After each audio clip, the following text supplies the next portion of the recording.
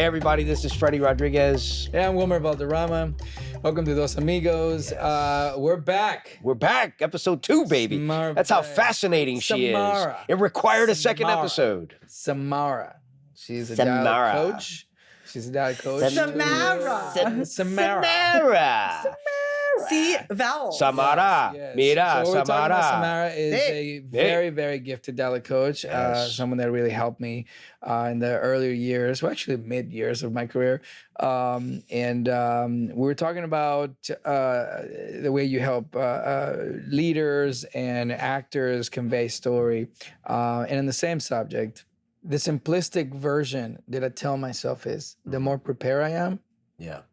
the less pit stops I have to make in order to make my point. The pit stop is these are the pit stops that you do because you're trying to piece it together. Now, not all conversations require you to stop your arms, right? Like you talking to people, it is what it is. But what I found myself, and I'm curious to see, for you as a storyteller, you're one of the smartest people I've ever met in my life. You're also one of the best spoken people I've ever talked with. And also you're one of the most brilliant actors I've ever seen in my life. This guy has been able to really, and I'm trying to really sound smart there. You see that? I'm kidding. But what I'm saying is the idea that you have to portray these characters that for the most part, you're leading the story, you're driving us forward. And now, I don't want to say anything, but you're going to play a different ethnicity guy that's absolutely so far removed from who you are that's going to be the next role you're going to take that people are going to be blown away by. And you are going to have to learn the accent and the actual language. Yes.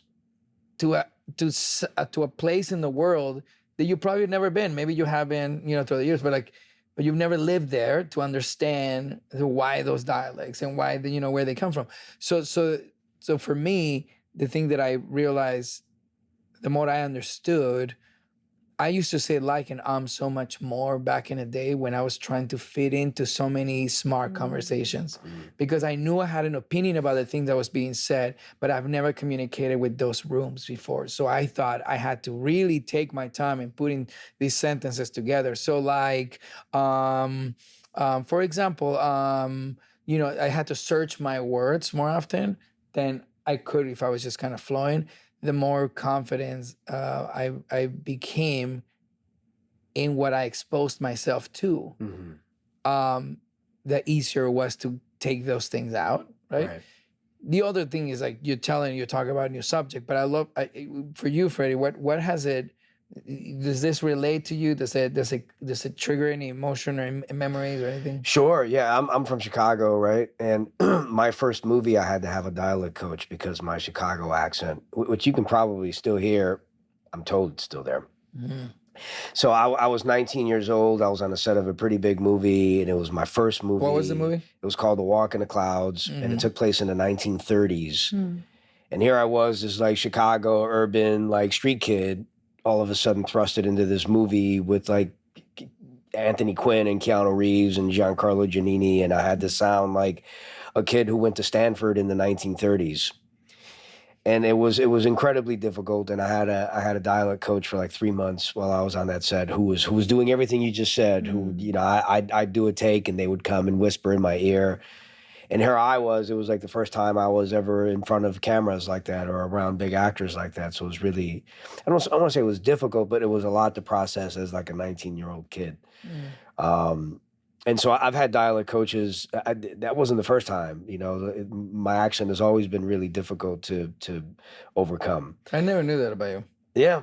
I mean, you can hear it, right? This is sort of how I sound. I'm not here diagnosing. Oh, yes, I Sure, yeah, right. Of course not. No. And so Wilmer was saying, I haven't announced it yet, but I'm about to play someone who's of German descent. And I was like, me? And they were like, yeah, you. And I was like, okay, give me a dialect coach. And so I'm supposed to be starting with one. I don't quite know who it is yet. Hopefully it's someone who's sitting across from me right now. And so it's We going to could be pin that nudge, nudge. Did you want Lucille Ball to be Is that who you were referring to, the role? Can you teach with the Lucille Ball accent? Yeah. So it's I've been struggling with it for a long time too. I mean, I've gone into rooms. I remember in the '90s, I would audition and they would say, "He sounds a little too urban." You know, man, I had read for something, geez, like 8 years ago, and the guy was from Chicago, and they were like, "Oh, he just sounded too urban." And I was like, "What do you mean? He's from Chicago. I sounded like how I sounded." And so my accent has always been something that's been a little bit of a thorn on my side throughout my career as well. Yeah. Yeah. I find that a lot of the work I do with people, whether it's in the Hollywood realm or in business, is often unpacking some of those early comments or early, like judgments that were thrust on us. Often it's like people go back to like second grade. Oh, really? People go back to their parents. There's, it's like trauma attached to it. Huh? There is. And it's like subtle enough, like lowercase t trauma that you kind of can go like, why am I not over it? Yeah. That's what it is. And then I give people permission to be like, let's just honor that not only are you not over it because it's like real and it wasn't be able to get processed, but now there's like this added level of like self-shame of why did I let that get to me? Why did I let that one guy in second grade who said that my voice is annoying get to me? What's wrong with me? And so many of us do that, and it's like this spiral around our voice. And this is why I wrote this book, and I sold it in this like crazy bidding war at the top of the pandemic because I just feel like no one has there's been a talking therapy about aspect attached to what you do as well. I mean, listen. I mean, you said it. A therapist, but here's how I say it. Yeah. There is inevitably an element of therapeuticness to this, which means healing. It's like, ultimately we're just like, oh God, my mom said that to me. I really like, internalized it. I forgot it came from that source and she has her own stuff. And I just thought it was a truth about me. Yeah. Right. Oh, wait, do I need to keep that story going? Is that helping me? Is it helping the next generation? Is it helping my kid? Me continuing to carry that burden of, in this case, like my voice is annoying or whatever. Right. Who's that helping? Right. Is that helping me like do my best legacy work in the world? If not, what can I like lovingly do to release that? So how do you handle? I mean, that's not part of what you signed up for, right? So how do you handle sort of you're coaching somebody, all of a sudden they break down, they're like, oh, second grade, somebody, and then all of a sudden I mean, I'm not gonna the say, trauma's I'm not released. gonna say I love those moments, but I kind of love those moments. No, but how do you handle that? You weren't literally like what they say, like shame dies in the light. It's like once they know it, I don't need to do anything. Now we're like, you just gotta hear hey, them that's out. a thing. Right. Hey, that's a thing. Yeah. I had to undo a bunch of stuff at the beginning because when I became an actor, if you had an accent in school, you were seen as inferior, as uneducated. If you had an accent, you were uneducated. Even though I was a straight A student, because in Venezuela, there was 2 years ahead. When I got here, I had straight A student, and I didn't even know how to speak English. People thought I was cheating. I think we talked about it on the show before. Yeah. Yeah. And I had an accent, so people were like, "How you even like acing the test?" I'm like, "It's math." Like I mean, or so on and so on. But question for you: when it comes to nationalities and all that, what is the common thing that Latino speakers, have to undo in order to embrace an American accent? And I'm asking for a friend. I was gonna say. I'm asking for a friend. Tell me more. Okay, the main thing with Spanish speakers is that y'all have 5 vowels. And although in the written English we see A-E-I-O-U, sure, maybe we have 5 too. If you think about it, and like dialect alert here, I'm gonna get technical because you asked it. Even for the letter A alone in English, if you see it in a word you don't know, it has 5 different pronunciations. The letter A, so it can be like about, a like apple, like father, aw like awesome, or A like 8. And so that's confusing. That's a lot. And when it comes to some of those sounds, they exist, or some version of them exists in Spanish, right? The father is like our closest American version to the But then what happens when you get to apple? So for a lot of Spanish speakers, Apo. their English is amazing, right? This is no judgment on their acquisition of English. But if they always say apple, and now they have to go apple. And now, by the way, for American speakers out there, we also do an uglier in front of an N or an M or an NG sound. So we go like family. And if we go apple family, people think we're English. We're British. Well, family. That's what I mean. That's kind of So Midwest. that's almost all of the U.S. Almost all. Right. Uses that little tiny dialect thing, and it's almost a tell if you don't use it. So you say family. Family. Scandal. It's a scandal. Right. Where's she from? She does not sound like she's from anywhere. She sounds like she's in this like neutral land. Right. Anyway, The movie 300. teaching. What? The movie 300. Where they're just like, we're from What is that Atlantic? What is it? What is that? Oh, Mid-Atlantic. Yeah, Mid-Atlantic, which is like British, but it's not British. It's a but made-up accent. It's a made-up 1930s accent where everybody sounds fancy, but not from anywhere. The middle of the Atlantic where there's no land. Exactly. Oh my God, she's from somewhere like Lord of the Rings. Right, exactly. Fairy sound. Yeah. I've had to audition with that accent before. Didn't nail it. Did you call me? I didn't land a gig. Didn't get the part. Yeah, I didn't get it. But you know what? One of my dreams is to perfect a British accent. I don't know why I've always been like. Why? Because the Brits come here and they get the American accent down. Yes, because I feel like it's just as if I go get James Bond. You know, the Brits and the Australians get all the all-American, thank God for Chris Evans because he finally was Captain America. Right. But everybody else is Australian and British, playing these American comic book heroes, You think you can do a British accent? I don't know. I know I can't. And that's why I know I can't. Correct. I can't. Correct. I can't do this. Have you considered maybe you have a person, like a specific person with a British accent that you could. Daniel Craig. Have you listened to him? Have you like repeated back? These are the sort of. Yes, but he's so. But the thing about his accent is he's so settled. It almost doesn't sound British anymore. Have you heard the last couple of James Bonds? They're like his accent is. He's there in a couple of ways, where he just kind of, he kind of undertones it. But there's other characters that are where it's really not heavy. Is that what you're saying? It's just Well, not really also, heavy. if I were to just like prod a tiny bit, you might want to find someone else who also feels more like your vibe. I mean, I'm not saying you don't give Daniel Craig. That's not what I'm asking. But I'm just saying, no, but you know what I mean? But I'm just saying, like, it is fun. It unlocks something But for you us. asked me, like, okay, So he doesn't we're give like- James Bond vibes? Is that what you're saying? What is it, I James dare Bond you, and I would accent? love that.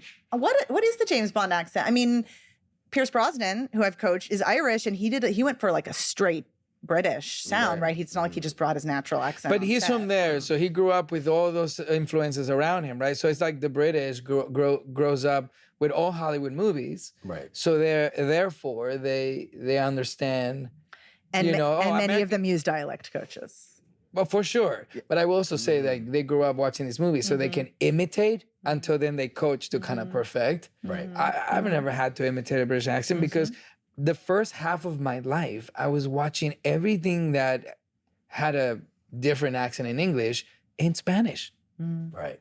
So everybody had a Latino accent when I was growing up, even James Bond. And even Americans don't grow up watching British material. Right. So, like, yeah. I see what you're Except for I James mean, Bond. also, this is a pitch. That's the next Bond sound. Yeah. I think we're ready.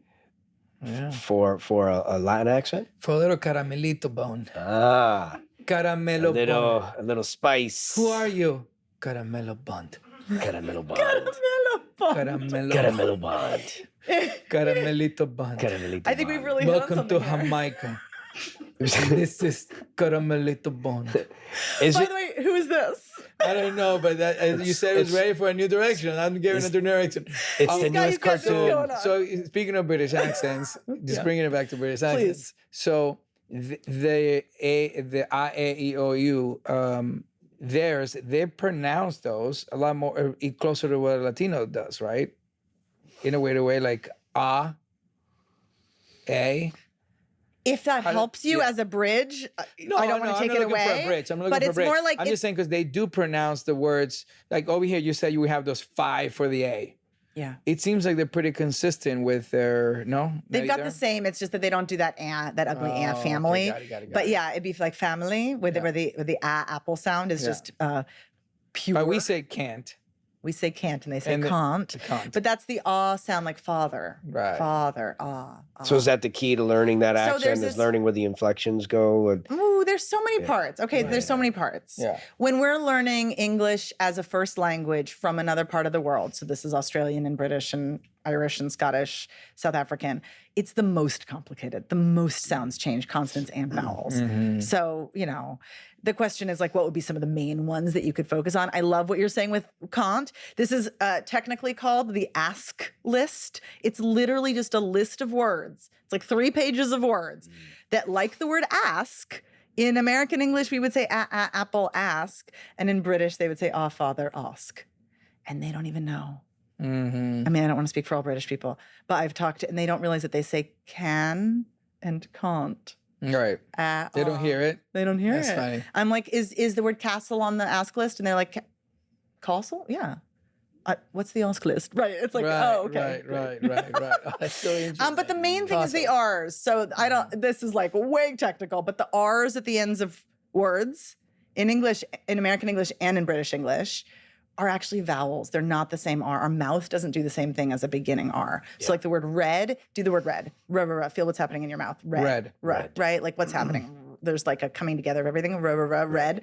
If we did that at the end of the word father, we would end up with father. It's like it's a dialect. Father. So what are we really doing? Father, our mouth stays open. The definition of a vowel, I can't believe I'm talking about this. You guys, this is like deep cuts. The definition of a vowel is that your mouth stays open and sound keeps coming out. This is why we can sing on vowels. So if your mouth is staying open on the R on the end of father, it's a vowel. Father, it just has some what we call R color. Father, and less R color would get you father. That's British. What would be some initial exercises that you do with actors when you first start working with them? I mean, I kind of build the exercises based on what they need. Because often certain sounds are just like, I got that. And I'm like, we don't need to beat a dead horse. Like, do you remember the exercises that you what did we do? When you guys did first we ever started? do the pencil?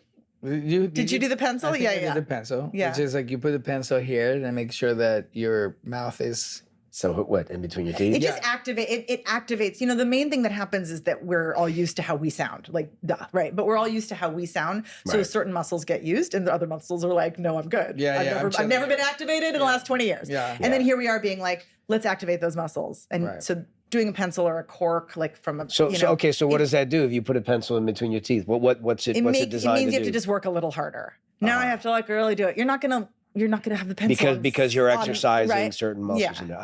Yeah. It's just part of a warm up. Also, honestly, I also found, especially when I do a lot of the procedural stuff, I just gotta warm up my vocals. You can't come in and just do it cold. Yeah.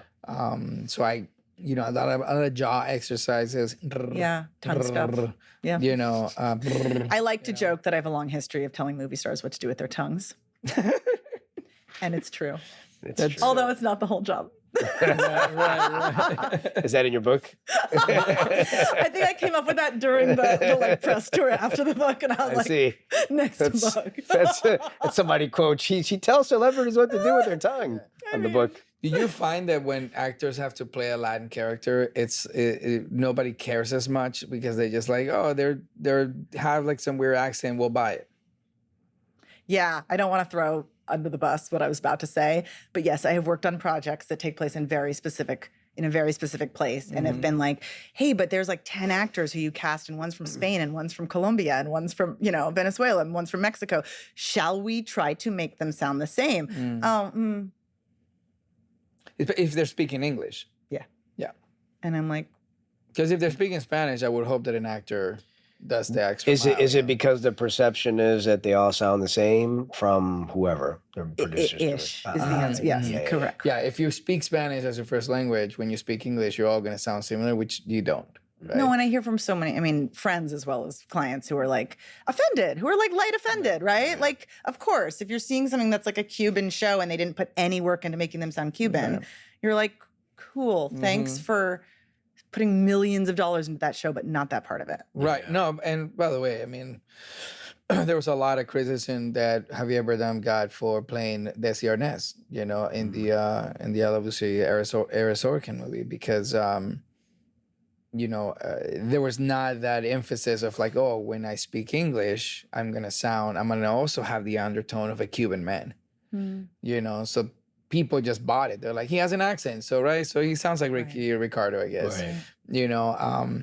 But that I guess it's just about also the actors should probably be a little bit more hungry for that part, you know. But look, Javier Bardem is one of the best actors of our entire generation, so he can do no wrong in my eyes. I love that man. Yeah. I think in general, as a rule of thumb for most actors and for all young actors who are listening to this thing, is, you know, it's what separates you from, you know, from the rest of going for the same thing. It's like that little extra layer you put in there is what keeps you on a set. And to circle back to your German, right? Like, yes, of course, understandably, anybody can get stuck in like, that's so different from me. Yeah. But ultimately what you're going to be inside of the creative process is like the curiosity and the wonder and the beauty of like, who's this guy? How do I this guy? Yeah. And that is such a more generative and creative space than shit, I'm not this guy, you know? So we're both bilingual. We speak Spanish and English, right? Well, I kind of speak English. But he does speak English. But so for people like Freddy and me who are bilingual and quite bilingual and on both English and Spanish, what are the accents that are probably the low-hanging fruit for us? Ooh. What do you think like will be the accents that we'd be like very good at because you have the understanding of how to pronounce stuff in Spanish and how to pronounce Okay, you tell me. What do you think?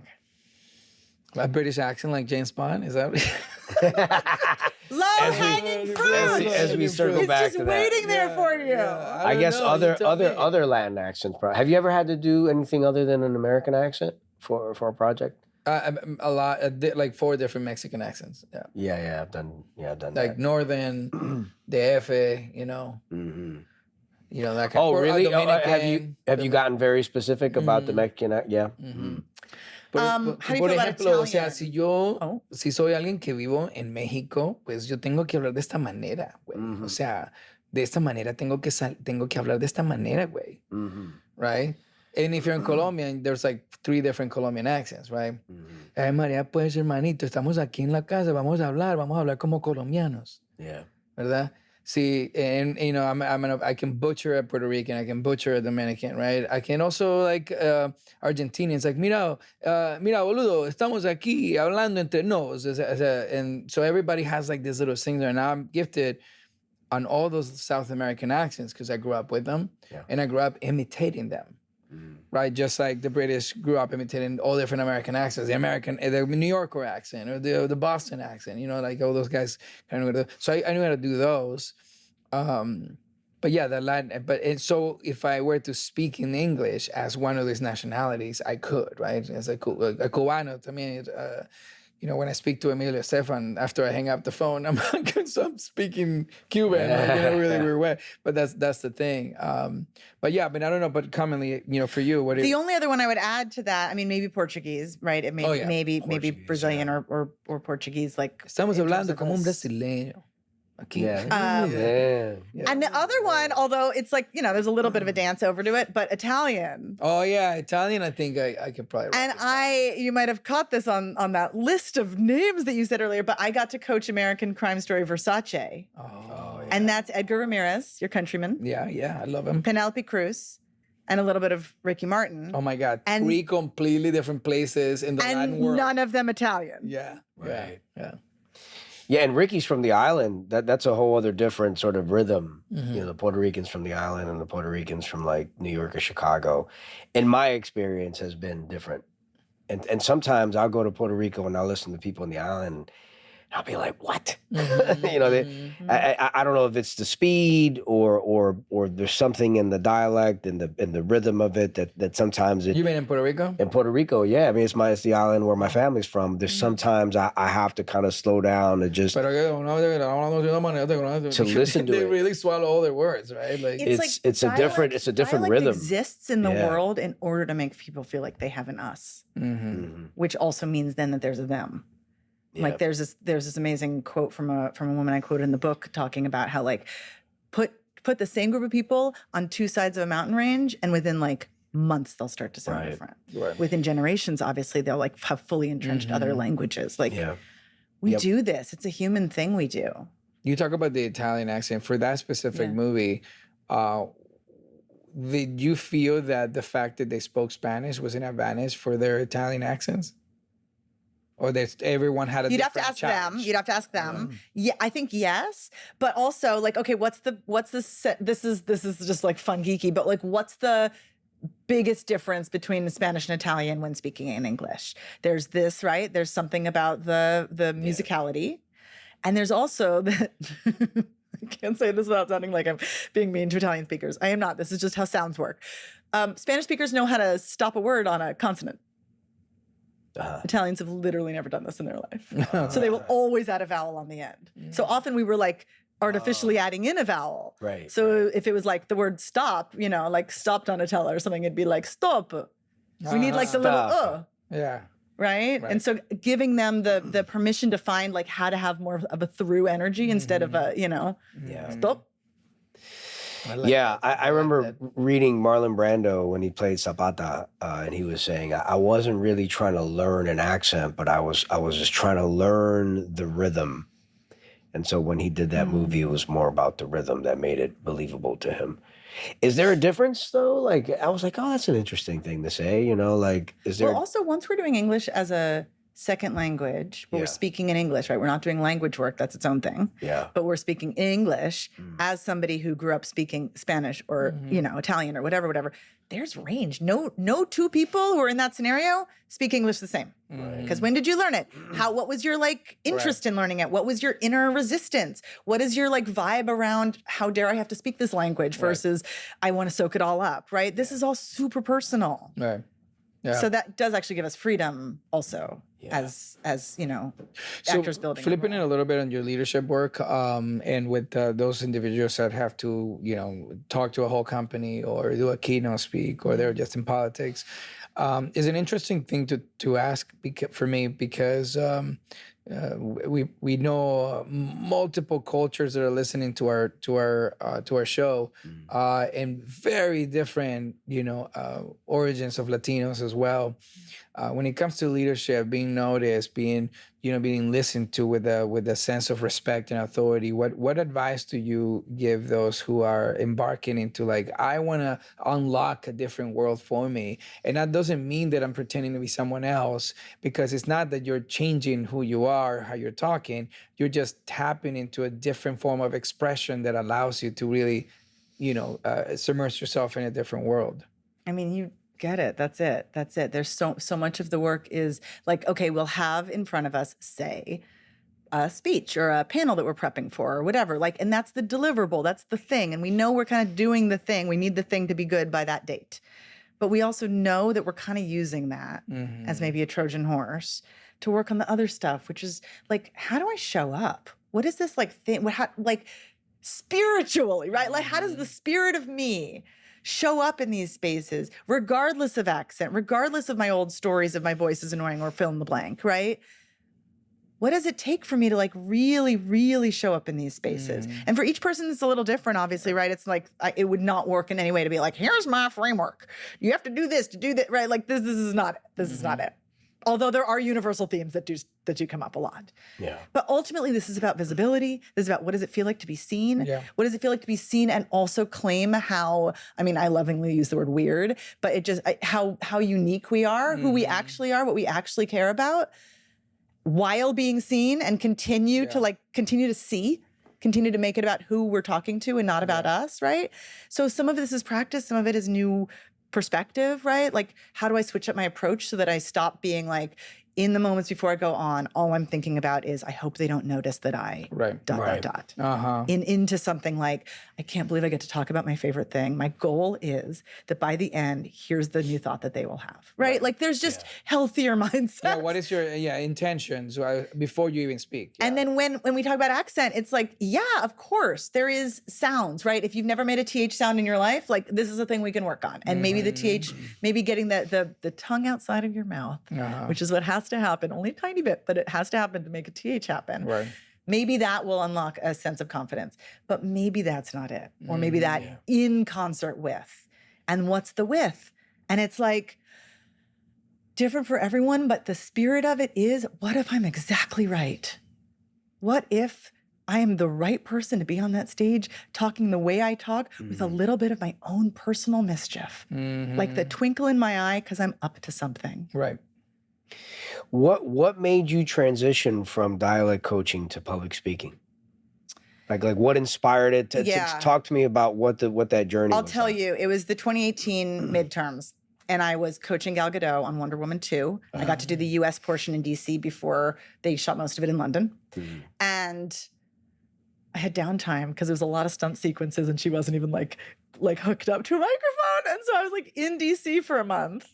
We had like not Washington, what's it called? Pennsylvania Avenue, like shut down for stunt sequences. And I was just wandering being like, I'm not needed. No one needs me. What am I doing? I'm not great with like not feeling needed, you know? And in the midst of that, I got this call from moveon.org, which is one of these organizations that finds good candidates and then is like, we'll give you resources. Maybe that means money, but maybe that means training. And that was the year that became the blue wave. A huge amount of first-time candidates, a huge amount of women candidates won.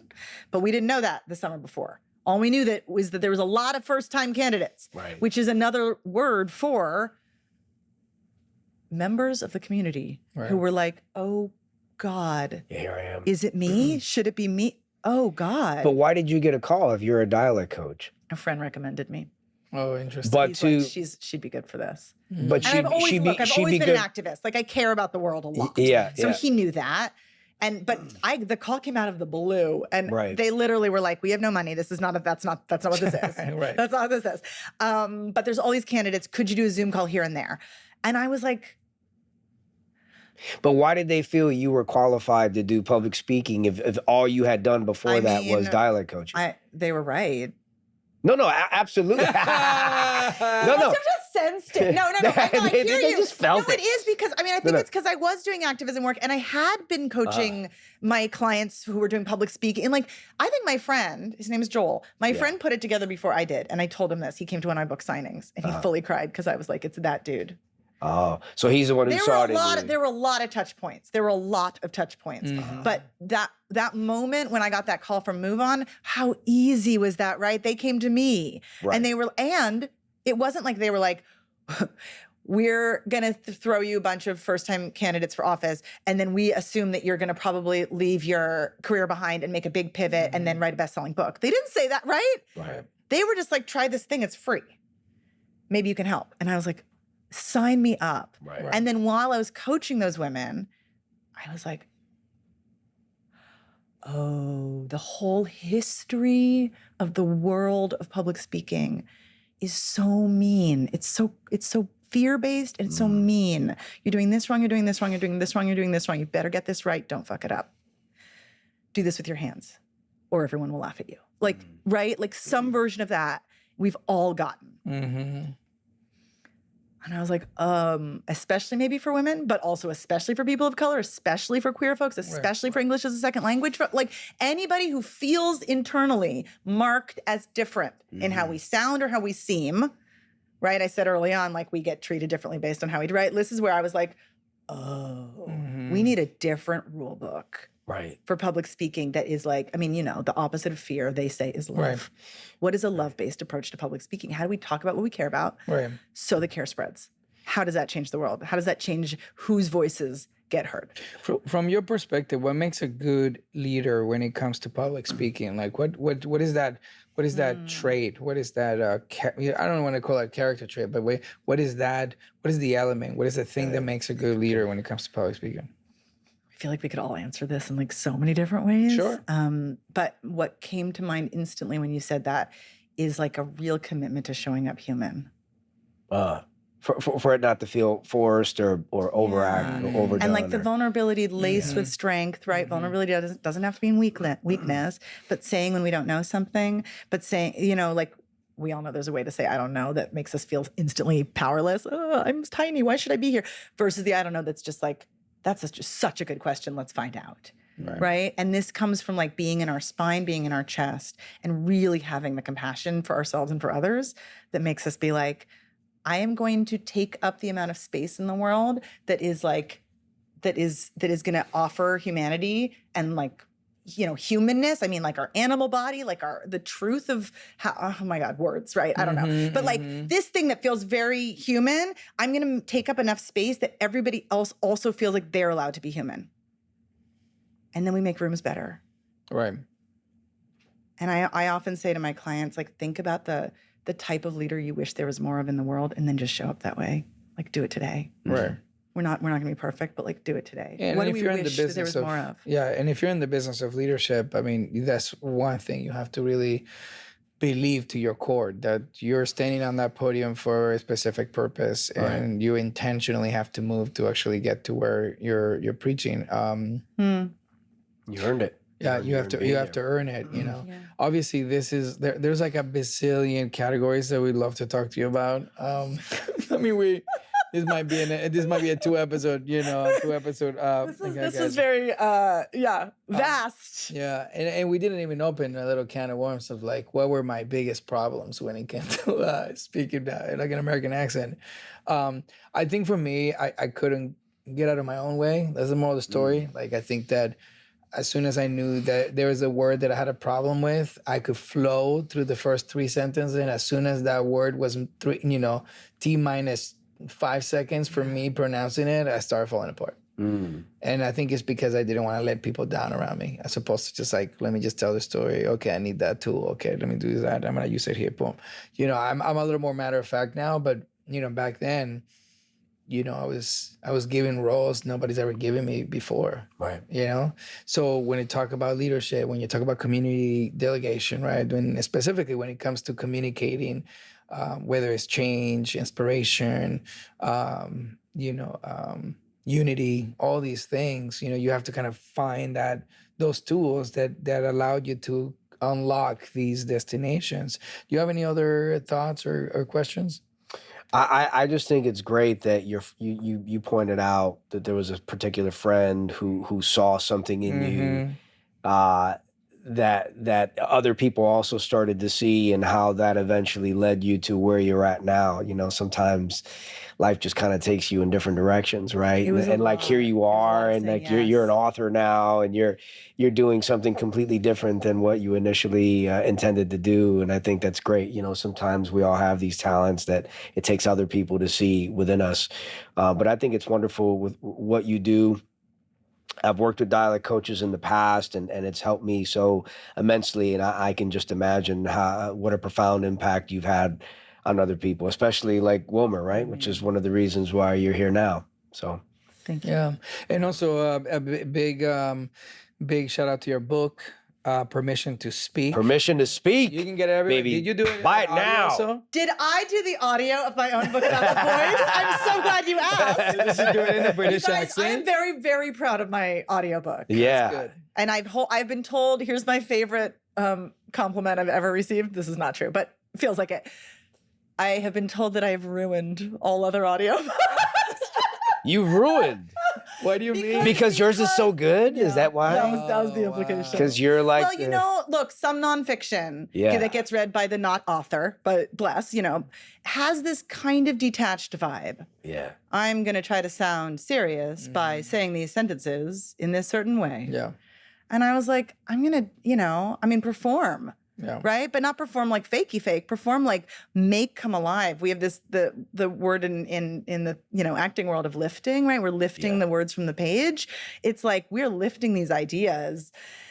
And so you were a tad more animated than probably the average. Listen, y'all listen and report back. I don't want to put words in your mouth. You guys. Check So it out. get that book anywhere you get your books or Yes. audiobooks. Samara, thank you so much. And thank you so much for being part of my journey and being so instrumental to how I'm speaking on a podcast now. She's gonna give you notes once we're done with this no, episode. as you know. Wilmer, you're welcome. It's podcast. It's podcast. Well, that would be a bit more English, wouldn't Yeah, it? yes, it would. This is Freddy Rodriguez. And I'm Wilmer Valderrama. Thank you for watching this two-part episode. This is the How would you do it in Venezuelan? Cónchale, vale, este es el episodio de la chama aquí, Samara. O sea, ella es mundial. Mira que vino hoy la Samara. Muchas gracias. Estar en el show con nosotros. Mira, bendito, mira, Chacho, De nada. Gracias. Dame por traer el dialect coach que yo lo necesito aquí en Puerto Rico. And scene.